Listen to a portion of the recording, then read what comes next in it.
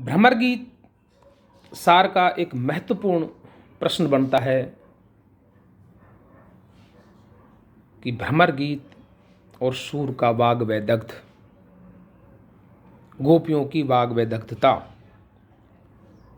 जिस प्रकार से भ्रमर गीत का नामकरण का औचित्य, उसी प्रकार से भ्रमर गीत और सूर का वाग व दग्ध भी बहुत मुख्य प्रश्न के रूप में उभरता है भ्रमर गीत सार में।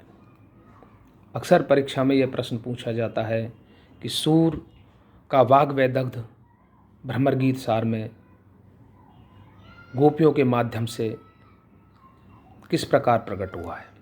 सूर की गोपियों का वाग व दग्ध को स्पष्ट कीजिए।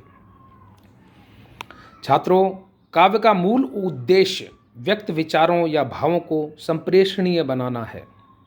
वक्रता द्वारा वक्तव्य को जितना संप्रेषणीय, रमणीय और सजीव बनाया जा सकता है, उतना केवल अभिधा से नहीं। यदि अभिधा लोक की भाषा का मूल तत्व है, तो वक्रता काव्य की भाषा का मूल तत्व है। वैदग्ध का अर्थ है विदग्धता, कवि कर्म कौशल, उसकी भंगिमा या शोभा, उसके द्वारा उक्ति। विचित्र अभिधा की वर्णन शैली को ही वक्रोक्ति कहते हैं। इस प्रकार वक्रोक्ति एक ऐसी विचित्र प्रकार की अभिधा है जो लोक प्रसिद्ध अभिधान से विलक्षण होती है।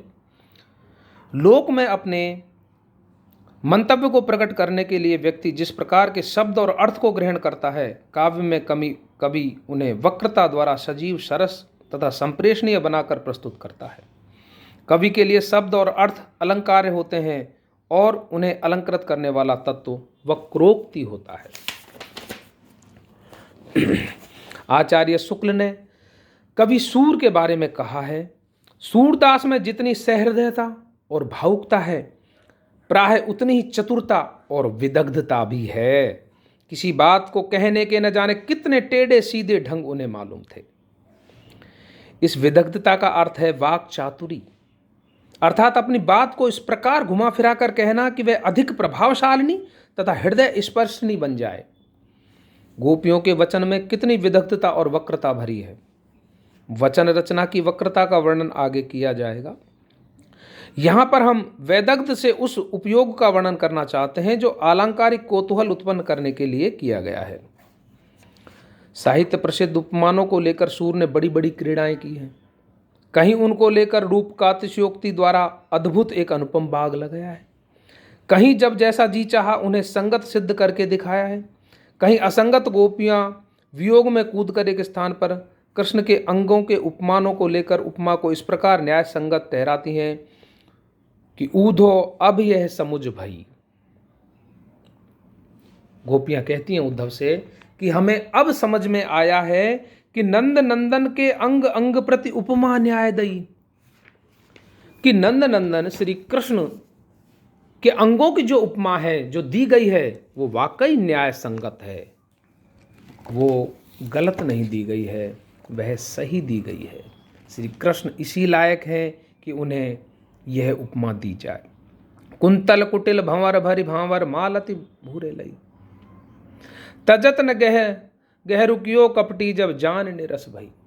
उनके कुटिल केसों को देख करके जो उपमा दी गई है भंवरे की, वह भी सत्य है। क्यों? कि उन्हें बिल्कुल भी दुख नहीं होता जब वह किसी कली पर बैठ करके उसका रसपान करके छोड़कर अन्यत्र जाते हैं, तो उन्हें बिल्कुल भी दुख नहीं होता। आनन इंदु वर्ण सम्मुख तज करखे तेन नई, निर्मोही नहीं दे कुमुद अंतन हेम हई। मुख को चंद्रमा की उपमा दी है, परंतु वही चंद्रमा कुमुदनी को किस प्रकार दुखदाई होता है। वही स्थिति हमारे साथ श्री कृष्ण की है। तन घनश्याम से निशिबासर इति रसना छिजी, सूर विवेकहीन चातक मुख बूंदो तो न सही। शरीर को बादलों की उपमा दी है, परंतु चातक के मुख में वह तरसाता रहता है, एक बूंद डालने को तरसाता रहता है, चातक दुखी रहता है। इस प्रकार से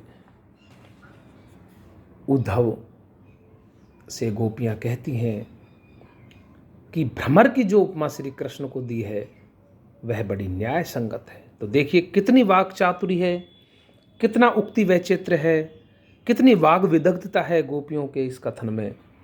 सूर के वचन रचना को चतुराई और शब्दों की क्रीड़ा का भी पूरा शौक था। बीच बीच में आए कूट पद इसके प्रमाण हैं, जिनमें या तो अनेकार्थवादी शब्दों को लेकर या किसी एक वस्तु को सूचित करने के लिए अनेक शब्दों की लंबी कड़ी जोड़कर खिलवाड़ किया गया है।